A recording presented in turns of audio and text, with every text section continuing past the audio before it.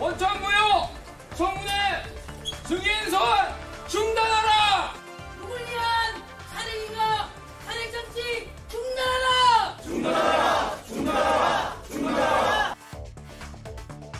법사위원장실 앞에서 규탄 농성이 벌어졌고 부상자도 속출했습니다. 최상병 일주기에 열린 탄핵청원 청문회 어렵게 시작이 됐는데요. 그런데 지켜보는 사람들의 마음을 더 힘들게 한 사람이 있었으니 바로 임성근 전 사단장입니다. 공수처에다가 비밀번호를 알려주는 그 의사가 있냐 이 말입니다. 알려줄 의사는 있는데 당시에 예, 있어요 없어요 그것만 있습니다. 예, 그러면 알려주도록 하십시오. 근데 기억하지 못하고 있습니다. 6개월 전 공수처에 제출한 휴대전화 비밀번호를 아직도 알려주지 않은 건데요. 심지어 기억나지 않는다고 말했습니다. 매일 수십 번씩 썼을 휴대전화의 비밀번호가 기억나지 않는다. 임성근 전 사단장의 이 말을 어떻게 봐야 할까요? 네, 함께할 네 분 소개해드리겠습니다. 이동학 전 민주당 최고위원, 이승환 국민의힘 중랑을 당협위원장, 배수진 조국혁신당 대변인, 김성열 개혁신당 수석대변인 나와주셨습니다. 안녕하세요. 안녕하세요. 네, 자신의 핸드폰 번호가 기억이 나지 않는다. 이거 어떻게 받아들여야 될지 모르겠는데 그 발언의 앞뒤 맥락들이 더 있습니다. 한번 들어보겠습니다. 임성근 증인, 오늘도 증인 선서를 거부하셨습니다. 결국은 증인 선서는 안 하고 하고 싶은 말은 다 하고 거짓말이 있더라도 처벌은 받지 않겠다는 이제 그런 얘기와 같은 것 같은데 맞죠? 증인은 공수처로부터 금년 1월 달에 휴대폰 압수수색 당한 적이 있죠? 있습니다. 그 비밀번호 알려줬습니까? 알려주지 않았습니다. 그러면 지금도 내용 검증을 못하고 있죠? 네, 그렇습니다. 그러면 수사에 협조할 뜻이 없는 거군요. 본인이 진실되고 억울함이 많은 사람이라고 얘기를 하는데 왜 그것을 알려주면 좋을 텐데 그걸 계속 거부합니까? 그 부분은 제가 답변을 드리겠습니다. 초기에 아니, 잠깐 동의할 생각이 없습니까? 지금은 저도 동의하고 싶고 알려주고 싶은데 아니 그러니까 동의할 생각이 없습니까? 어떤 자, 그럼 말씀? 됐습니다. 아니 그러니까 공수처에다가 비밀번호를 알려주는 그 의사가 있냐 이 말입니다. 알려줄 의사는 있는데 당시에 예, 있어요 없어요 그것만 있습니다. 예, 그러면 알려주도록 하십시오. 근데 기억하지 못하고 있습니다. 네, 자 이동학, 이승환 의원께 차례로 여쭤볼게요. 이게 국민 눈높이에서 혹은 상식적으로 납득이 되는 답변이라고 생각하세요? 일단 그 질문에 대한 답을 드리기 전에 오늘 그러니까 1년 전 오늘 해병대원이 순직했던 그날입니다. 그날이고요. 그리고 그것을 제대로 수사하라고 이야기했었던 대통령의 지시도 있었던 날이죠. 그런데 지금 1년 동안 아무런 것도 해결이 안 되고 있는 상황이고요.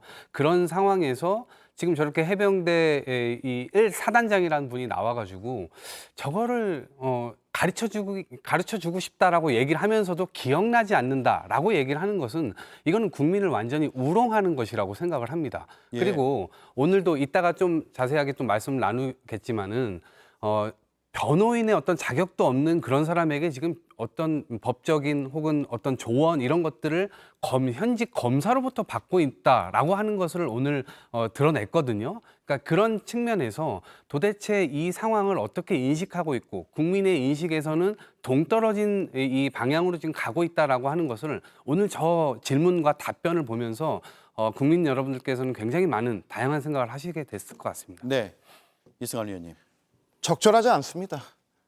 정말로 뭐 6개월 전에 제출한 것이기 때문에 그동안 뭐 어떻게 이 우려가 될 수도 있잖아요. 뭐 정보가 조작되거나 뭐 이런 거 우려가 돼서 뭐 다른 방법으로 좀 검증하겠다 이렇게 하는 거는 몰라도 이것 자체가 기억나지 않는다라고 하는 거에 정말 많은 국민들이 동의하시지 않을 거라고 생각하고요. 본인의 방어권을 행사하고 싶었다 하더라도 저런 식의 답변으로는 오히려 국민적 비난만 좀 높이 살 것이다라고 생각합니다. 임성근 사단장 뭐 본인도 억울한 거 있을 거라고 생각하고 그리고 경찰 수사 결과에서도 어느 정도 나온 게 있다고 생각하지만은 저 자리에 자처해서 나오고 그리고 또 증인 선서도 안 한다고 했다가 다시 했던 뭐 저런 모습이라면은 저는 좀 적절하지 않았다. 그리고 조금 더 방어권을 행사할 거면 확실히 행사하거나 아니면 협조할 거면 확실히 협조해라. 이것이 오히려 군인다운 모습 아닐까 생각합니다. 네. 말씀하신 대로 임성근 전 사단장이 오전에는 증인 선서를 하지 않았고요. 혼자 덩그러니 앉아 있었습니다. 그리고 나머지 이제 증인들 선서를 했는데 오후에 왜 갑자기 선서를 했을까요?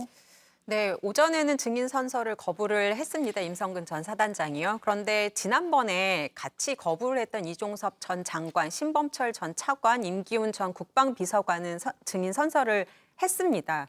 그래서 이제 오후에 임성근 전 사단장이 선서를 하는 것을 보고 같이 이제 선서 거부를 했던 분들이 오히려 선서를 하는 것이 더 낫다라고 판단을 해서 선서를 했으니까, 물론 이종섭 장관이 그 말씀도 했습니다. 선서를 하고 증언을 하는 게 훨씬 더 낫겠다라는 판단을 했다라는 말씀을 했었고요. 그래서 그것과 그리고 정청래 위원장이 권유를 했습니다. 선서 거부하는 게 오히려 더 불리하게 작용하고 이미지도 좋지 않지 않느냐라는 예. 이야기를 해서 그것을 받아들여서 선서를 한 줄 알았는데 나중에 보니까 그 현직 검사인 친척이 조력을 했다라는 거거든요. 그래서 선서 여부까지도 좀 상의를 했던 것 같습니다. 네. 현직 검사가 친척이라고 문제가 안 되진 않는 거 아니에요? 일단 그 국민들이 생각하시기에 굉장히 의아할 겁니다. 예, 그 현직 검사가 이렇게 가족이면 이런 중대한 자리에서 문자를 주고받으면서 조력을 받을 수 있는지, 중간에 나가서 전화를 할 수 있는지, 뭐 예. 이런 것들을 이제 생각을 해볼 수 있겠는데요. 물론 오늘 상황은 점심시간에 나가서 전화 통화를 했다는 거라고 합니다. 그렇지만 과연 이 점심시간에만 조력을 받았을까 이런 생각이 들었고요. 아니나 다를까 바로 이제 보도가 나왔습니다. 이첩이랑 회수 그때도 20차례 넘게 통화와 문자를 서로 주고받았다는 그런 기사가 나왔거든요. 예. 네, 물론 현직 검사고 친척이고 하면은 어느 정도 도와줄 수는 있겠다라고 인지상정으로 생각할 수는 있겠습니다. 그렇지만 현재 검사 공무원입니다. 공무원이고 그 20차례 전화 문자를 하는 사이가 근무 시간일 수도 있고요. 일반 공무원들은 중간에 뭐 은행 업무를 본다거나 그래도 큰 징계 사유라든지 이런 것으로 될 수도 있고, 일반 사기업 다니는 분들은 담배 피우러 나가는 시간도 근무 시간에서 제외가 되거든요. 이 출입 카드. 그러니까 네. 굉장히 부적절한 것이고, 무엇보다 저는 깜짝 놀랐던 게 주진우 의원님의 발언이었습니다. 이게 이 문자를 주고받은 게 밝혀지고 나서 이제 주진우 의원한테 이제 정청래 의원이 질문을 하는데요. 네. 친척이고 더군다나 금전적이거나 다른 이해관계가 있어서도 아니고 하니까 할 수 있다, 이런 취지로 말씀을 하셨어요. 그러면서 이제 선서나 이것저것 물어볼 수 있다 이런 이야기를 하셨는데, 지금 인터넷에 검사 처가라는 단어만 쳐보면 어떤 일들이 나오는지 한번 봅시다. 그 검사님들이 문제가 되는 것들이 이런 친척들, 가족들의 그런 어떤 법률적 조언들을 쭉 해주면서 이런 일들이 많이 벌어진 것 아닙니까? 예. 이거 너무나 가볍게 생각하시는 것 같고요. 그런 기본적으로 검사들의 마인드가 이런 것인가라는 생각을 해서 깜짝 놀랐습니다.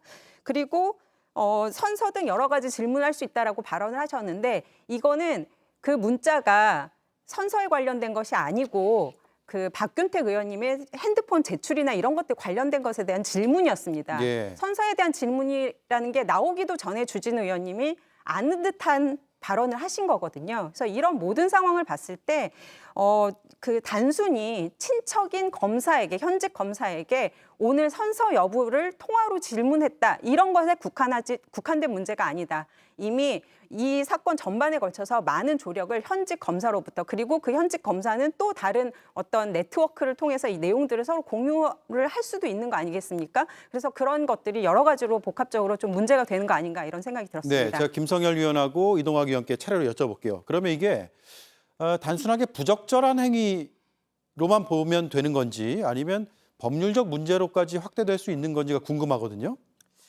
검사들에게는 검사 윤리 강령이라는 게 있습니다. 검사들이 기본적으로 좀 지켜야 될 그런 윤리적인 내용들인데요.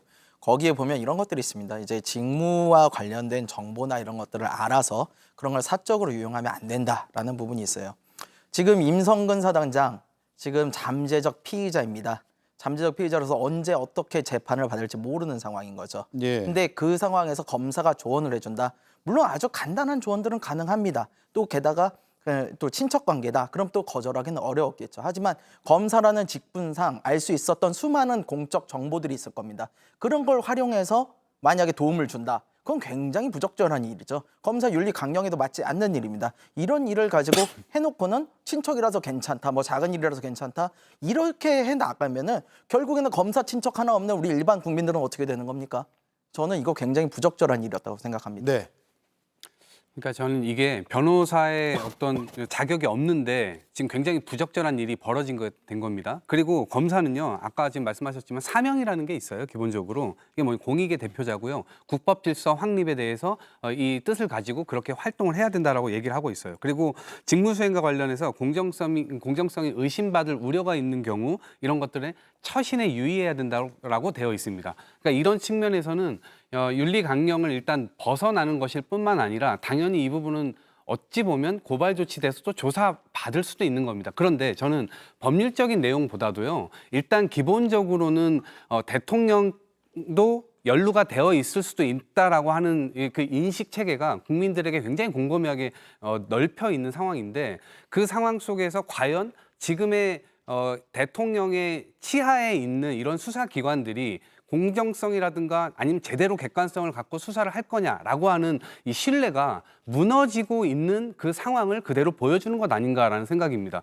예. 그래서 차제에 이런 문제 역시도 당연히 이제 국회에서 좀 따져 물어봐야 될 것 같고요. 결국 이 문제는요, 군사법원법을 개정했던 그 취지를 온몸으로 거부하고 부정하고 그것을 넘어서고자 했던 지금 대통령과 대통령실에 그리고 국방부 장관까지 포함된 이런 여러 가지 인식상이 완전히 1주년이 됐음에도 불구하고 여전히 오리무중으로 가고 있는 이 현실이 대한민국이 얼마나 엉망진창으로 운영되고 있는가, 이거를 역설적으로 보여주는 것이 아닌가라는 생각입니다. 네. 자, 이승환 의원님, 지금 김용현 경호처장이 오늘 불출석했고요. 대통령실 관계자들도 대체로 불출석을 했죠. 그런데 불출석 사유서를 제출하지 않았단 말이에요, 국회에. 그래서 이게 문제가 있는 거 아니냐, 이런 비판들이 나오는데 어떻게 보십니까? 이 청문회가 지금 합법적인 청문회입니까? 합법적인 청문회라도 되기 위해서는 민주당이 그토록 좋아하는 법대로 하면 됩니다. 민주당이 법사위원장 가져간 거 지금 정당합니까? 정당하지 않은 거죠. 관례를 깬 것이죠. 그런데도 불구하고 우린 법대로 한다라고 하면서 힘대로 법사위원장 가져가서 이 회의 연 겁니다. 자, 그럼 여기에서 이 청문회가 합법적으로 진행되기 위해서는, 민주당이 좋아하는 법대로 하기 위해서는 간사 선임해야 됩니다. 네. 그리고 간사 선임했으면은 이 소위의 이 청원이 넘어온 것에 대해서 간사 협의를 해야 됩니다. 네. 그리고 그 다음에 소위에 회부해야 됩니다. 그런 다음에 전체회의에 상정해서 진행을 해야 되는 겁니다. 이 과정 중에서 된 게 무엇이 있죠? 아무것도 되지 않았습니다. 이렇게 간사조차 선임해주지 않아놓고 지금 일방적으로 이렇게 밀어붙여 놓은 청문회에 대통령실 주요 인사 다 나와라? 저는 이것조차 성립이 되지 않는다고 봅니다. 다만 이 사건에 관련이 돼 있었고 지난번 청문회 때 나와 있었던 사람들, 그리고 우리 당 의원들이 들어가 있는 상황에서 짚어볼 것들은 짚어보는 거는 타당하다. 하지만 여기에 대통령 경호처장, 그리고 또 검찰총장 불렀죠. 비서실장 불렀죠. 이런 입법 청문회에 한 번이라도, 지금까지 대한민국 역사상 단 한 번이라도 이런 대통령실 인사들이 나온 적이 있나요? 저는 이것 자체가 이미 부당하기 때문에 이들의 불출석을 가지고 시비를 거는 것 자체는 회의의 정당성을 먼저 인정받아야지 성립이 된다라고 생각합니다. 네. 자, 오늘 청문회가 불법성이 있느냐 여부에 대해서 굉장히 여러 설전들이 오갔는데 그 전에 이 회의장에 들어가는 그 상황에서도 충돌이 벌어졌거든요. 그래서 전현희 의원이 다치는 상황이 발생했고요. 그리고 박은정 의원도 다리 쪽이 아프다라는 호소를 했습니다. 개혁신당과 조국혁신당에서 이 상황 어떻게 보셨어요? 먼저 말씀드리면은 2012년도에 국회 선진화법이라는 게 만들어집니다. 내용이 뭐냐면은 의장의 직권 상정을 요건을 제한하는 부분, 그다음에 폭력 금지, 그다음에 날치기 금지, 그다음에 지금 얼마 전에 했던 필리버스터, 이런 내용들이 생겨요. 왜 이런 것들이 생기느냐? 그 전까지 막 부딪히고 몸싸움하고 빠루 이런 거 등장하고 이런 것들 그만하자고 동물국회 그만하자고 만들어진 게 국회 선진화법입니다. 근데 이걸 갖다가 지금 또다시 이렇게 몸으로 막고 밀치는 이런 모습 저희가 하지 말자고 법까지 만들어 놓고는 이걸 또 어깁니까? 그리고 지금 전당대회에서 얘기 나오고 있는 부분 있죠. 2019년에 나경원 의원님 그 패스트트랙 사건 관련해가지고 그때 민주당에서 공수처, 선거법, 수사권 변경 이런 것들을 상정하려고 할 때 그거 6탄으로 저지하다가 기소까지 당했어요. 그래가지고 한동훈 법무부 장관한테 이거 좀 공소 취소해달라 이 얘기까지 했다는 거 아닙니까? 근데 이런 것들을 지금 이 상황에서 또 벌이고 있어요. 그렇게 처벌을 받음에도 불구하고 아직까지도 정신을 못 차리고 이런 것들을 하고 있다. 이런 것들 진짜 문제가 있다고 생각하고요. 저는 좀 궁금한 것은 이번에도 이 폭력 사건으로 인해서 만약에 누군가 기소가 이루어지면은 이번에는 다음 당대표가 될 분이 또 법무부 장관에게 전화해서 이것 좀 빼줘라라고 얘기할지 그래서 자꾸 이런 것들을 반복하는 것인지 이런 것들이 좀 궁금합니다. 예. 네, 그 아까 처벌이라고 말씀하셨는데 아직 처벌이 이루어지지 않았습니다. 기소돼서 예. 재판 진행 중이죠. 예, 저는 그렇기 때문에 이 사태가 다시 벌어졌다라고 생각이 들거든요. 이 국회 회의장 그리고 회의장 부근에서의 이런 폭력 행위는 굉장히 엄격하게 금하고 있고요.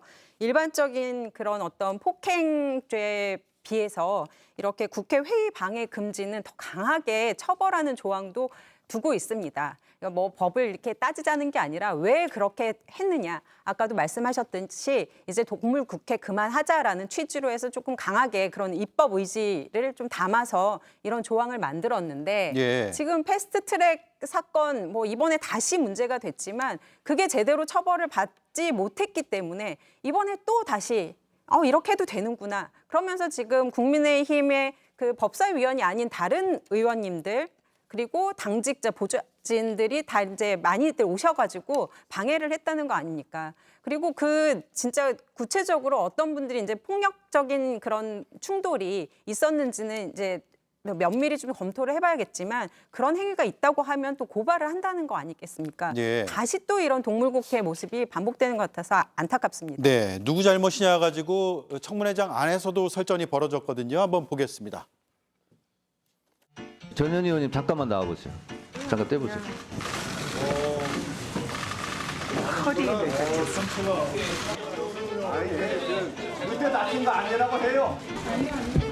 법사위 회의를 하러 회의장에 들어오는 의원을 저렇게 물리력, 폭력을 행사해서 고통스럽게 합니까? 확인해서 적절한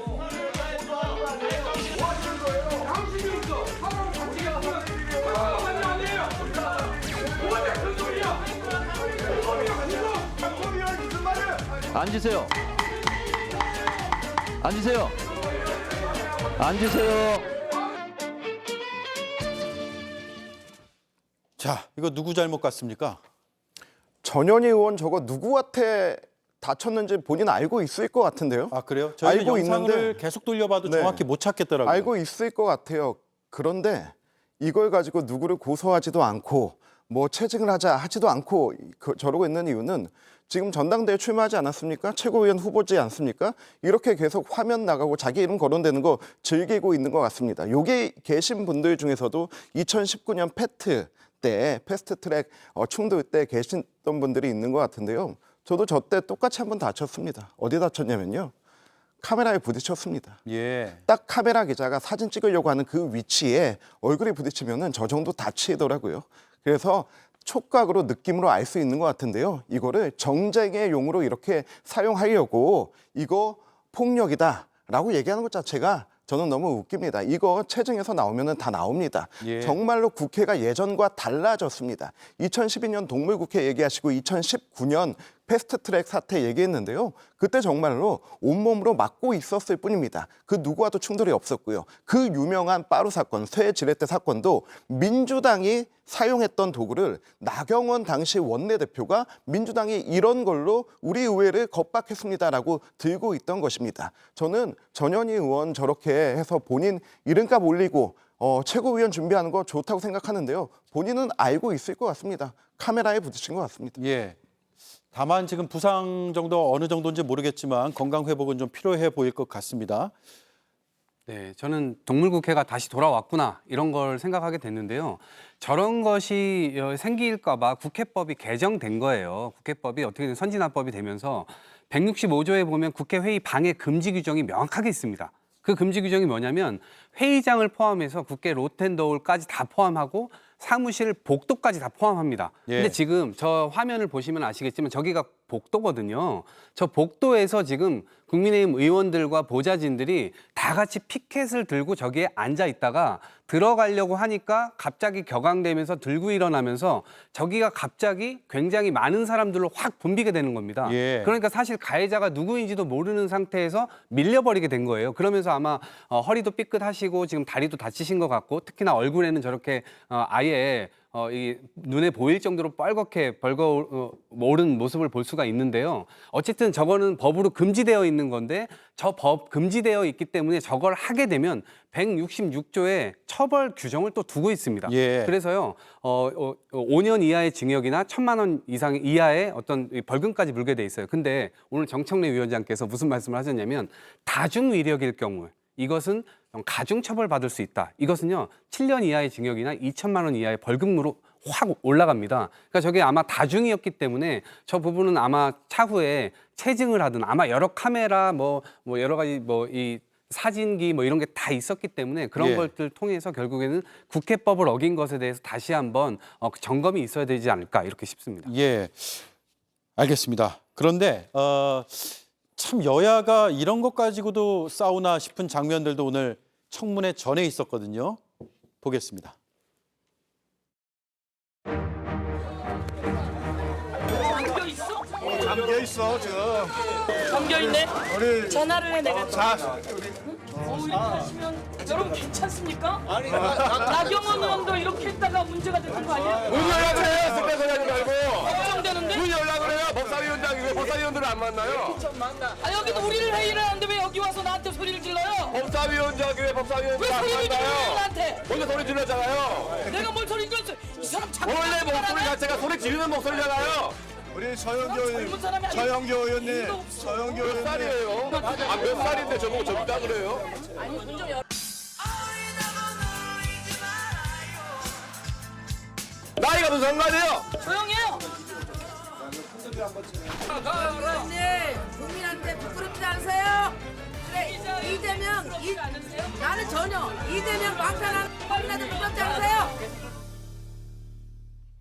네, 저게 아까 전현인 위원의 그 충돌 과정 전에 벌어진 상황인데 김성열 위원님, 제3당의 시각으로 봤을 때 어떻습니까? 참 이런 모습 보여드리겠다고 22대 국회를 시작해가지고 국민의힘은 또 이런 모습 보여주려고 그렇게 늦게 등원하신 건지 좀 안타까운 부분이 너무 많습니다. 너무 많고요. 사실 이번 청문회 청원을 가지고 탄핵을 청문회를 한다. 이거 정말 되게 무리한 부분은 맞습니다. 무리한 부분은 맞지만 어떤 경우에서도 사실 폭력이란 건 있어서는 안 됩니다. 그것이 특히 민의의 전당인 국회에서 그리고 민의를 대표하는 국회의원들이 저렇게 모여서 막말, 조롱, 비난, 모욕 이런 것들을 해가면서 폭력적인 상황을 만드는 것. 이거 정말 우리 국회에서 없어져야 될 국회가 자꾸 뒤로 가고 있는 모습을 보여주는 겁니다. 저는 이런 것들 빨리 좀 없어져야 된다고 봅니다. 이승환 의원님, 나이가 어리다느니 몇 살이라느니 이거 다 서로 나이 알면서 저러는 건가요? 정치인들은? 아마 모르고 그렇겠죠. 왜냐하면은 곽효택 의원이 동안인가요? 초선이니까 그랬을 것 같은데요.